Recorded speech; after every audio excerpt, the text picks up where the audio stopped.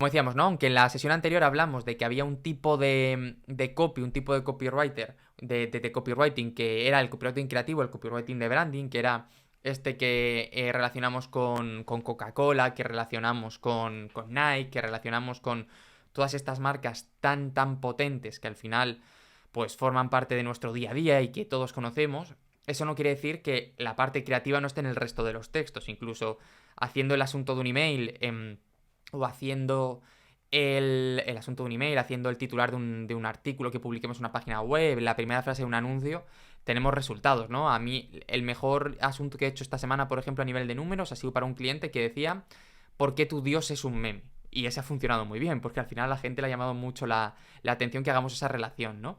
En uno de los futuros clases que vamos a tener, vamos a hablar de ganchos, vamos a hablar de diferentes estrategias que funcionan muy bien y ahí veremos los tipos de ganchos que tenemos. Además, os estoy preparando un documento para que lo podáis tener también con toda la información y luego os podéis apoyar en ella.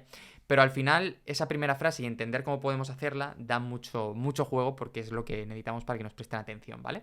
Entonces, para construir un texto que sea creativo, vamos a necesitar responder a 3 preguntas, que esto es algo que a lo mejor conocéis, que esto es una... O no sé si se lo inventó él, pero yo la primera persona que se la vi fue a Simon Sinek, que es una persona que es experta en sociología y en comunicación en Estados Unidos, y básicamente tiene un libro que explica cómo comunican los grandes líderes y cómo comunican las grandes empresas, ¿no? Y él tiene una manera que probablemente sea muy simplona de verla y que hoy en día ya está un poco superada, pero que es muy interesante porque cuando lo ves te cambia mucho la perspectiva de cómo lo estás haciendo. Él cuenta de que la mayor parte de los negocios y las personas comunican primero contando el qué, luego contando el cómo y luego contando el por qué. Pero que lo más interesante probablemente sea darle la vuelta, que es empezamos contando el por qué, luego el cómo y luego el qué. ¿Por qué esto es tan interesante? ¿Por qué esto es tan importante? Porque al final él explica, y tiene mucha razón, que al final el por qué es lo que nos diferencia de todos los demás. Al final, si tú piensas en una marca, él pone el ejemplo de lo compara entre Apple y otras marcas de ordenadores, ¿no? Al final, cualquier marca de ordenadores prácticamente va a hacer buenos dispositivos. Es muy raro que una marca de renombre, un HP, un Dell, un Samsung, no esté haciendo ordenadores que sean muy potentes. Entonces te hace la pregunta de por qué. Mientras que por un Mac la gente está dispuesta a pagar 2.000, 3.000, 4.000, 5.000 euros, a lo mejor por un ordenador HP la gente no tiene esa conciencia, ¿no? No tiene esa capacidad. Y él explica que la diferencia está en el porqué, en la visión del negocio, en el motivo por el que hacemos las cosas, en cómo afrontamos todo esto, ¿no? Y dice que cuando tú empiezas a comunicar por el qué, que en este caso sería, en ambos casos, a ver, está aquí entrando gente, en ambos casos sería, hacemos ordenadores con un buen diseño y porque creemos que pueden ayudar a la gente a cumplir sus objetivos, dice que esto es una comunicación muy plana y que en realidad no lleva a ninguna parte, porque estás haciendo algo que podría comunicar cualquier persona. Pero cuando comienzas comunicando el por qué, es cuando empiezas comunicando ese valor diferencial, ese aspecto que probablemente solo tenga tu negocio y solo tenga aquello que estás haciendo, ¿no? Ese valor propio por el que estamos haciendo las cosas. Voy a ponerte un ejemplo muy tonto, ¿no? Pero el ejemplo que os decía del asunto que hemos enviado que ha funcionado muy bien es una empresa que se encarga de ayudar a otros emprendedores a poder facturar más y a escalar sus negocios, ¿no? Son emprendedores que ya tienen un proyecto que más o menos funciona, que estará facturando entre 1.000 y 2.000 euros al mes, pero que tiene potencial para hacer otras cosas, ¿no?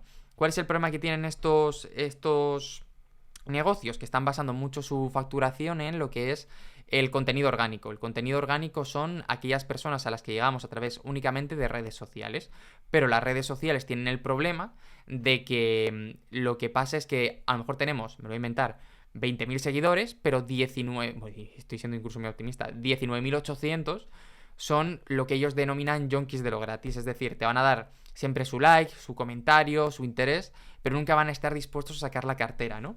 Bueno, pues su porqué es que se han dado cuenta de que sabemos que hay empresas o marcas personales muy poderosas que tienen más seguidores en redes sociales que euros en la cuenta bancaria, así que queremos ayudarte, nuestro porqué es ayudarte a darle la vuelta a esta situación. ¿Cómo?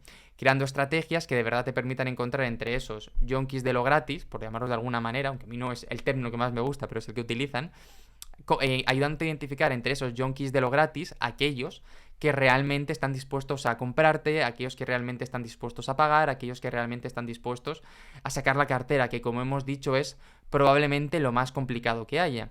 ¿Y qué es lo que hacen con ello? Pues con ello te enseñan un método, un sistema que te permite captar a esas personas interesadas y ponerles una estrategia que vaya acabando con sus objeciones y acabe convirtiéndolos en cliente, además, sin que los que no estén interesados sepan que estás vendiendo. Por lo tanto, te ahorras todo lo relacionado con que cualquier seguidor te diga que te has vendido, que todo lo haces por dinero, etcétera, ¿no? Es una manera muy interesante de verlo. Y bueno, es su visión y eso es lo que tienen dentro y es un poco lo que les diferencia de todos los demás. Evidentemente, esto no han llegado de la noche a la mañana, sino que ha sido un proceso de trabajo muy, muy largo. Llevo trabajando con ellos pues prácticamente 2 años, hará ahora a principios de 2023. Y ostras, hemos pasado por muchas etapas hasta que hemos visto exactamente en qué punto podemos tocar a su cliente potencial para que preste atención a lo que estamos haciendo, porque si no era como R que R y R que R diciendo lo mismo y no llegábamos a ninguna parte.